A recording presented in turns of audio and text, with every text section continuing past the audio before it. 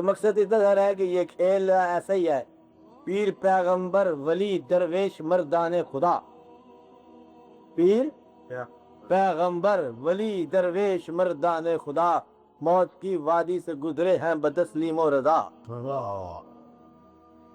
موت کیا ہے حق سے بندے کو ملانے کا سبب، اور موت سے ڈرتے نہیں جو جاگتے ہیں نیم شب۔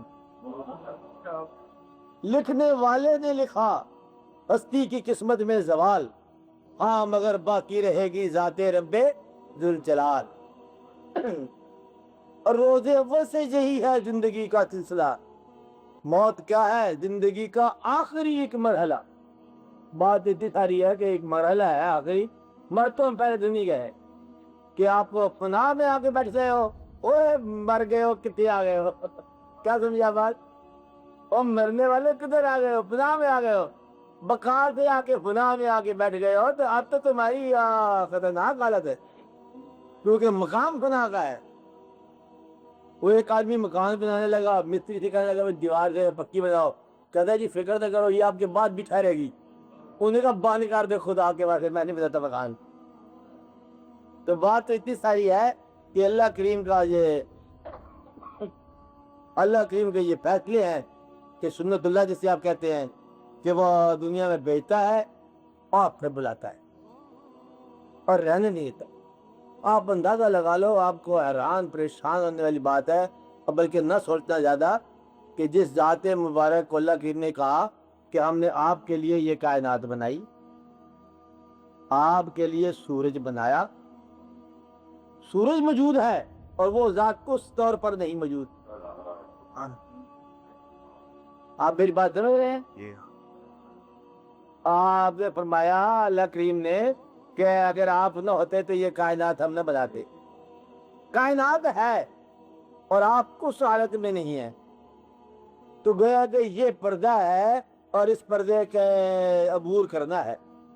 تو اللہ کریم نے موسیٰ علیہ السلام کا مشہور واقعہ، یہ واقعہ سینہ بسینہ چلتا ہے کہ موسیٰ علیہ السلام اللہ سے جب گفتگو فرمائے یا حاضر کیتے یا کوئی سوال کیا، اللہ نے ارشاد فرمایا کہ فرعون کو ڈسپیچ کرو، ہاں تو جاؤ اس کی عاقبت کے لیے تغا، وہ بڑے تابوت میں آئے۔ تو پھر موسیٰ علیہ السلام نے پوچھا کہ اگر وہ مر گیا، نکال دیا، اس کے بعد پھر کیا ہوگا؟ کہ اللہ کی نے فرمایا کہ بھئی تو بھی آ جانا میرے پاس۔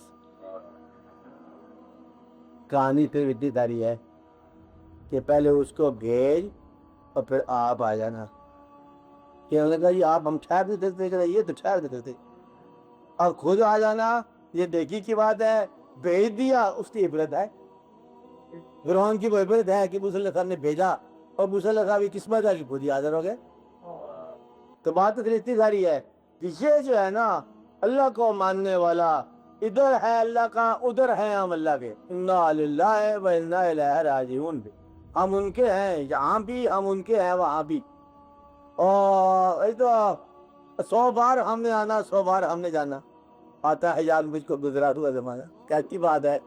مطلب یہ ہے کہ آنا جانا لگا رہتا ہے، اس لیے آپ اس بات کے اندر فقیر کو ملال نہیں، بات ملال تو یہ ہے کہ ہم کہیں بغاوت میں نہ رہیں، اور بڑی سے بڑی آسان فقیری جو ہے وہ یہی ہے کہ ہمیں آپ کا فیصلہ منظور ہے۔ ہمارے بالکل ساتھ سے ہمارے ساتھی، ہمارا ہم سفر اللہ کریم نے بلا لیا، اور جو دوسرا ہم سفر ہے اس نے مسلح بچھا دیا، ہمیں تیرا یہ فیصلہ بھی منظور ہے۔